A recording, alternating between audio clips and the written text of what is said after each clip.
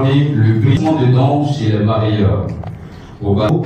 Monsieur c'est avec lui que nous aurons comment sauver l'activité. Ici, à la tribune des observateurs des médias, je suis Karoul Youssouf, président du Conseil national de la FENACI, section Corps, pour parler des difficultés que rencontre cette filière. Aujourd'hui, tout le monde sait que le poisson-thon fait partie des denrées alimentaires de grande consommation à travers le GABA et d'autres recettes que les Ivoiriens aiment bien.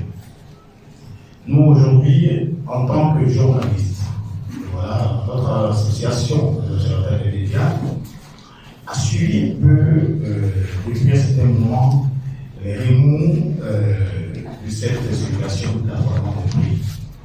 Et pour être au même niveau d'information que nos amis du port de pêche, nous leur avons donné une tribune pour qu'ils puissent s'exprimer. Les observateurs des médias sont un groupe de journalistes et de techniciens des médias de toutes les chaînes. Je suis M. Youssouf Traoré, je suis le président du Conseil national de la FENACI Port. Le Conseil national de la FENACI Port est une structure spécialisée de la FENACI. La FENACI, c'est la Fédération nationale des acteurs du commerce de Côte d'Ivoire, présidée par M. Smoro Farikou, le député maire d'Adjamé, qui est le président national. La FENACI a vu le jour en octobre 1987 par la volonté du président Feu Soufel-Boigny, qui a souhaité que les organisations de commerce fédèrent autour d'une seule et même entité. La FENACI est un outil de développement incontournable du commerce et des commerçants de Côte d'Ivoire. C'est la raison qui l'amène à viser entre autres objectifs le positionnement de la Côte d'Ivoire au rang des premières destinations des investissements directs étrangers, entre parenthèses, IDE, dans le monde. En constatant l'impact du commerce, il est évident que ce secteur occupe une place de choix dans l'économie de la Côte d'Ivoire. À l'issue de son congrès de juillet 2015, la FENACI s'est dotée d'organes spécialisés en remplacement des commissions en vue de répondre avec beaucoup plus de pertinence aux différentes problématiques liées au secteur économique. C'est ainsi la FENACI Port voit le jour avec pour mission de travailler en parfaite synergie avec la communauté portuaire en vue d'un meilleur encadrement de ses membres exerçant sur la plateforme portuaire. La FENACI Port, bureau économique par excellence, est la représentation de la FENACI en zone portuaire. Aussi, elle est dotée d'une structuration qui permet de dire qu'elle est représentative des acteurs économiques exerçant dans nos différents ports. Mesdames et messieurs, nous sommes ici aujourd'hui pour parler du poisson-thon. Le poisson-thon est un poisson beaucoup prisé par les Ivoiriens. Il y a 3 espèces qui nous intéressent. Le thon rouge, le thon blanc et l'albacore. Bien que disponible, sa pêche se fait avec des navires spéciaux appelés thoniers. Une sortie en mer pour un thonier peut durer jusqu'à 30 jours. Le port d'Abidjan, de par ses infrastructures, est conçu pour accueillir les plus grands thoniers. Lorsqu'un navire accoste dans le port d'Abidjan, les cargaisons sont préalables destinées à nos conserveries locales.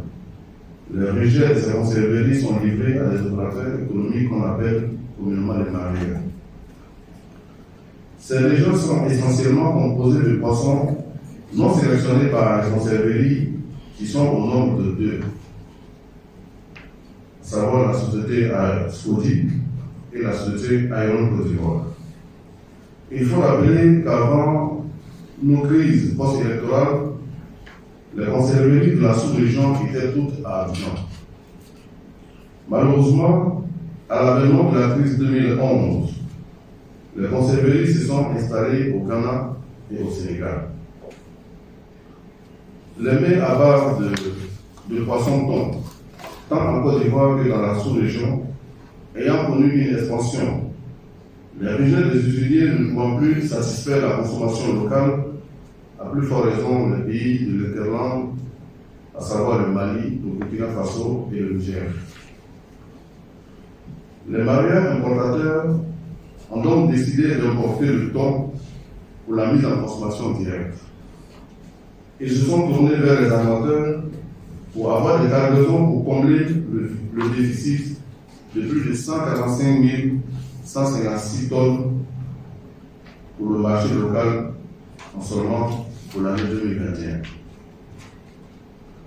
Nos conserveries ne pouvant pas excéder les commandes au-delà de 51 000 tonnes l'année, les rejets des usiniers, par défaut de calibrage ou de qualité, sont appelés faux thon, tandis que les importations directes sont considérées comme de vrais thon et la taxation de la douane se fait à ce propos.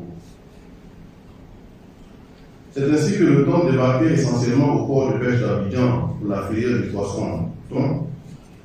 Cette filière est organisée comme suit.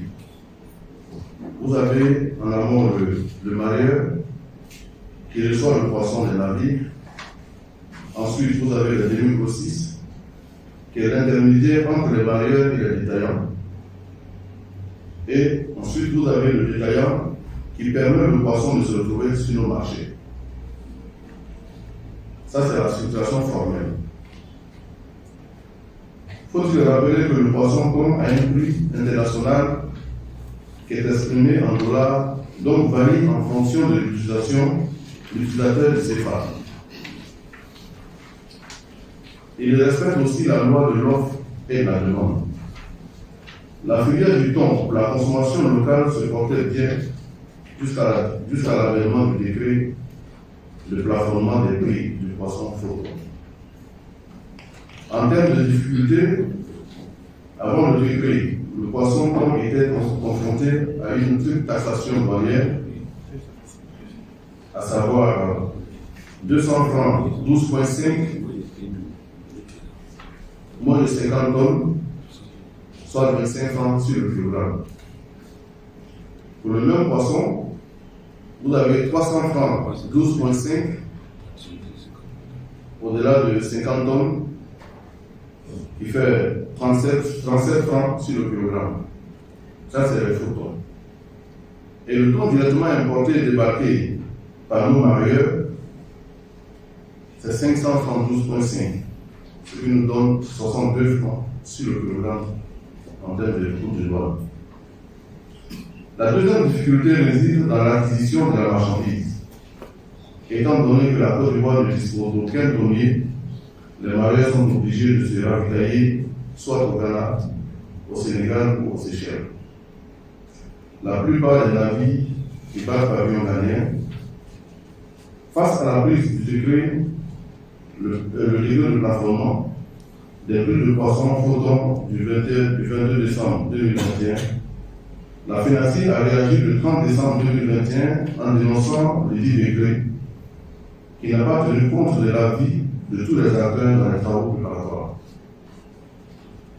Pire encore, le faux thon ne représente qu'une infime partie dans la consommation du poisson thon en Côte d'Ivoire. La FENACI a par la suite adressé au ministre du Commerce et de l'Industrie une demande d'audience motivée par l'annexe d'un mémorandum en date du 5 janvier 2022. Malheureusement, notre courrier est resté jusqu'à ce jour sans suite. Lequel mémorandum mentionnait le plus pratiqué dans les autres pays, à savoir 659 francs armateurs-mareyeurs sur le port de Ghana et 600 francs armateurs-mareyeurs sur le port du Sénégal.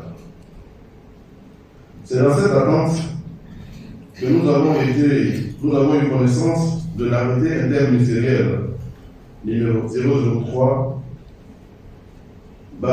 MIRA MCI. MIRA, pour ceux qui ne connaissent pas, c'est le ministère de la Production Alimentaire Halieutique.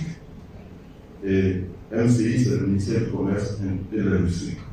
Du 17 février 2022, portant définition du photon ou poisson garba. Toujours sans se référer aux vrais acteurs, une note de service émanant de la Direction générale du commerce intérieur vient faire obligation à tous les acteurs de la filière de respecter tous les termes du décret et de les appliquer sans réserve. Et sous préjudice de sanctions.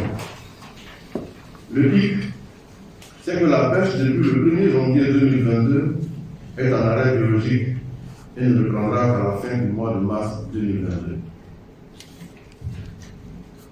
Pourquoi demander aux acteurs d'appliquer un décret au moment où il n'y a pas de navire? C'est la grande question. Les poissons qui sont actuellement vendus ont été acquis il y a 5 mois, bien avant la survenue du décret de plafonnement. Aujourd'hui, nous subissons déjà les conséquences d'une course effrénée vers l'application d'un décret inopérant. Bon nombre de tonniers qui desservent Abidjan ont annoncé qu'ils n'emprunteront plus jamais la direction Côte d'Ivoire eu égard aux charges qui sont les leurs. Si l'objectif du décret est de lutter contre la vie chère, quand seront-ils si les mareyeurs ajoutaient à leur prix de revient d'autres charges telles que le transport et le transbordement quand ils iront chercher le poisson dans d'autres pays? À l'analyse, ce décret semble être fait pour créer et entretenir un monopole de fait. La FENACI entend continuer le combat pour éclairer les décideurs de notre pays. Nous avons le devoir de mettre à la disposition du consommateur le poisson thon au meilleur prix. Pour cela, il va falloir s'asseoir autour d'une table pour discuter en tenant compte des réalités que les différents acteurs de la filière vivent. Avec la loi, il va falloir trouver une harmonisation du coût du développement du thon afin d'éviter les faux frais. L'État aussi devra s'investir pour nous aider à avoir des bâtiments navals quand nous avons l'expertise dans ce domaine.